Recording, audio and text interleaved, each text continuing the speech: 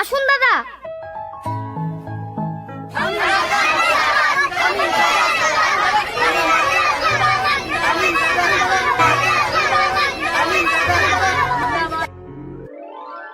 আপনাদের এত ভালোবাসা দেখে আমি ভাবি আমি মনে হয় পূর্বজন্মে কোনো পুণ্য করেছিলাম, তাই এত ভালোবাসা পাই। আমার ছোটবেলা থেকে ইচ্ছা ছিল গরিব মানুষদের জন্য, দেশের সাধারণ মানুষদের জন্য কিছু করব। তার জন্য আমার এই রাজনীতিতে আসা। আপনারা আমাকে গতবার ভোট দিয়ে জিতিয়েছেন, এবারও আমাকে ভোটটা দিয়ে জিতাবেন। আমি কথা দিছি আগামী 5 বছরের মধ্যে আমাদের দেশকে বিশ্বের 1 নম্বর দেশ তৈরি করে দেখাবো। গত 75 বছরে অন্য দল যা না করতে পেরেছে আমরা 5 বছরে তাই করে দেখাবো। আপনারা শুধু আমাকে ভোটটা দিবেন, আপনাদের জীবন পাল্টে দিব। মন্ত্রী মশাই, আমি কিছু কথা জিজ্ঞেস করতে চাই। হ্যাঁ, কি জিজ্ঞেস করবে বলো। এখান থেকে না, আপনার কাছে এসে জিজ্ঞেস করতে চাই। আরে ওখান থেকে বলো না, আমি শুনতে পাচ্ছি। এখান থেকে বললে শুধু আপনি শুনতে পাবেন, ওখানে গিয়ে বললে সবাই শুনতে পাবে। আর আমি চাই আমার কথাগুলো সবাই শুনুক। কি হলো, ভয় লাগছে আমার কথার উত্তর দিতে পারবেন কি পারবেন না বলে? আরে ভয় লাগবে কেন, ঠিক আছে তুমি ওপরে আসো।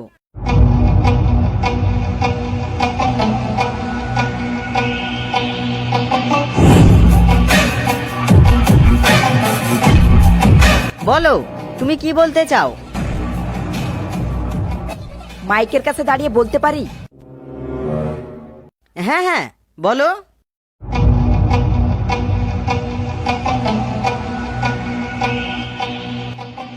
আপনি বললেন যে আপনাকে এবার ভোটে জেতালে আমাদের দেশকে 1 নম্বর দেশ তৈরি করবেন। আপনাকে তো আমরা কতবার ভোট দিয়ে জিতিয়েছি। ওই 5 বছরে আপনি আমাদের জন্য কি কি করেছেন বলতে পারবেন? হ্যাঁ বলতে পারবো না কেন, অনেক কিছুই তো করে দিয়েছি। রাস্তা করেছি, তারপরে অনেক কিছুই তো করে দিয়েছি সাধারণ মানুষদের জন্য। হ্যাঁ অনেক কিছু করেছেন, তো বলেন আপনি দেশের জন্য এত কাজ করছেন যখন, তাহলে বলতে পারবেন তো। একটা কাজ যেমন বললেন রাস্তা করেছেন, রাস্তার কাজ এত ভালো হয়েছে যে 1 মাস পর সেই রাস্তা দিয়ে গেলে বোঝাই যায় না যে সেটা নতুন রাস্তা না পুরনো রাস্তা। ঠিক আছে, আপনি 5 বছরে কি করেছেন না করেছেন বাদ দিলাম। আপনি বললেন এবার জিতলে আমাদের দেশকে 1 নম্বর দেশ তৈরি করবেন, আমাদের জীবন পাল্টে দিবেন। যেটা 75 বছরে হয়নি আপনি 5 বছরে করে দেখাবেন। সেটা কিভাবে করবেন একটু বলবেন?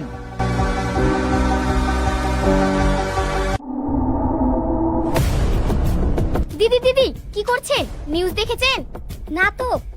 আরে কি করছেন, স্বামী বিশ্বাসের কি অবস্থা জানেন? দাঁড়ান টিভিটা চালিয়ে দিচ্ছি, দেখে।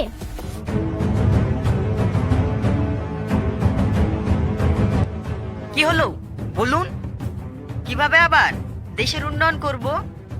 হ্যাঁ দেশের উন্নয়ন তো করবেন, তো সেটা কিভাবে করবেন বলেন? আমরা গরিব মানুষকে 100 দিনের কাজ দিব, শিক্ষিত ছেলে মেয়েদেরকে চাকরি দিব, শিক্ষা ব্যবস্থা ভালো করব, কৃষকদের জন্য ফান্ড তৈরি করব। ওরে শালা, এ কত বড় বড় মিথ্যা কথা বলছে রে। আমি ভাবি শুধু আমি বড় বড় মিথ্যা কথা বলি। শিক্ষা ব্যবস্থা, চাকরি, কৃষকদের জন্য ফান্ড। আপনি জানেন প্রতি বছর আমাদের দেশে কতগুলো কৃষক, শিক্ষিত বেকার যুবক আত্মহত্যা করে শুধুমাত্র একটা চাকরির জন্য?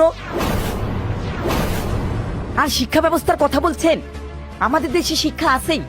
যে দেশে শিক্ষক শিক্ষিকারাই শিক্ষিত না, টাকা দিয়ে চাকরি পায়, তাদের কাছ থেকে শিক্ষিত ছেলে মেয়ে, শিক্ষিত সমাজ তৈরি হবে। আজকে ছেলে মেয়েদের বাবা মা তাদেরকে স্কুলে ভর্তি করার আগে ভাবে যে পড়াশোনা শিখিয়ে তো কিছু হবে না, তাই বলে ছেলেকে লোকের দোকানে, হোটেলে কাজে লাগিয়ে দেয়, যে কাজ করলে ঘরে 2 পয়সা আসবে, পড়াশোনা করে কিছু হবে না। আর মেয়েদের বুদ্ধি হওয়ার আগে বিয়ে দিয়ে দেয়। এই হলো আমাদের দেশের শিক্ষার অবস্থা। যারা প্রবাসী কাজ করে তারা আপনাদের করতে দেশের বেশি উন্নতি তারা করে। ওই মানুষগুলো নিজের ঘর চালানোর জন্য, সংসার চালানোর জন্য কষ্ট করে কাজ করে বিদেশ থেকে দেশে টাকা নিয়ে আসে। আর আপনারা নিজের দেশে থেকে নিজের দেশের জিনিস নিজের দেশকে বিদেশের কাছে বেচে দেন। আমরা প্রতিবার ভোটের আশে থাকি যে এই মানুষটা হয়তো আমাদের জন্য, আমাদের দেশের জন্য কিছু করবে, সে আশায় ভোট দিই। কিন্তু প্রতিবারই সবাই আপনাদের মতো করে, শুধু মিথ্যা প্রতিশ্রুতি, মিথ্যা স্বপ্ন দেখায় আর নিজের ঘর লুট করে।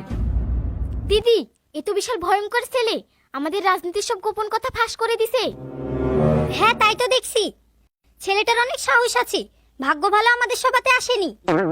এই চুপ, নিচে চলে যা। আরে থামেন, এখনো তো অনেক কথা বাকি আছে। না, আর একটা কথাও বলবি নি।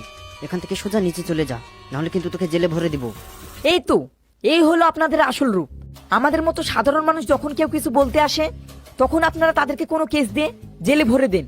আর সেই ভয়ে তখন কেউ আর কোনো প্রশ্ন করতে পারে না। একজনের ভয়ে 100 জন চুপ। ইংরেজ আমাদের দেশ থেকে চলে গেছে, কিন্তু সাধারণ মানুষকে শোষণ করা, তাদেরকে ভয় দেখিয়ে রাখা, এই টেকনিকগুলো আমাদের সমাজে রেখে গেছে। আর সেগুলো আপনারা ধরে ধরে পালন করেন। অবশ্যই আপনারা যে এগুলো করেন, আপনাদের দিক থেকে ঠিক। আপনারা তো এগুলো নিজের জন্য, নিজের পরিবারের জন্য, পাওয়ারে থাকার জন্য এসব করেন। আসল দোষ হলো আমাদের। শালা আমরা কখনো নিজেদেরকে নিয়ে ভাবি না। আপনারা যদি আমাদেরকে শোষণ করতে করতে শেষ করে ফেলেন, গ্রামের মা বোনদের ইজ্জত পর্যন্ত চলে আসেন, তাও আমরা সমাজের লোক আপনাদেরকে কিছু বলি না, চুপ করে থাকি। আমরা বলি যার সমস্যা সে দেখুক, আমরা কিছু বলতে গেলে জেলে ভরে দিবে, এই বলে ঘরে বসে থাকি। কি ঠিক বলছি তো?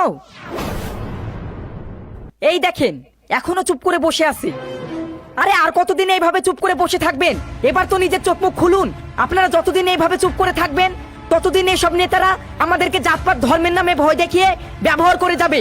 এখনো সময় আছে, জেগে উঠুন, না হলে একদিন এমন সময় আসবে আমরা নিজেরাই নিজেদের দেশে স্বাধীনতা পাবো না। তাই বলছি, যাকে ভোট দিবেন তার সম্পর্কে ভালো করে জানুন। সে আপনার জন্য উপযোগী কি, আপনার দেশের জন্য উপযোগী কি, তারপর তাকে ভোট দিন। এটাই আমার আপনাদের কাছে বলার ছিল। সঠিক মানুষ বেছে নিন আর ভোট দিন, তবেই আমরা দেশকে আগিয়ে নিয়ে যেতে পারবো। জয় হিন্দ।